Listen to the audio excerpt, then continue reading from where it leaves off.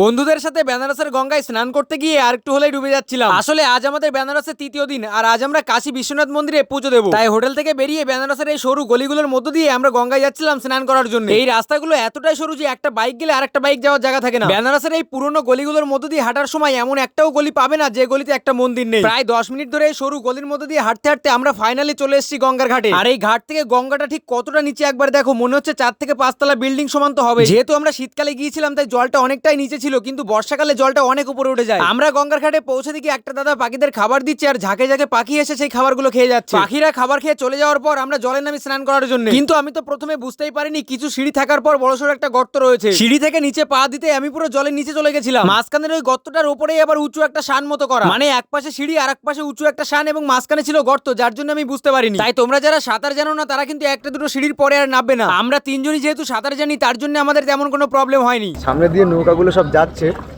সেখান থেকে খাবার ছড়াচ্ছে। সাইবেরিয়ান বার্ডসগুলো এমনভাবে উঠছে, পুরো সব জলের মাঝখান দিয়ে সব ভেসে আছে। ঠিক আছে, জানি না কতদূরকে দেখা যাচ্ছে। এই যে এই জায়গাটা দেখো, সব পুরো সাইবেরিয়ান বার্ডসে ভর্তি আছে।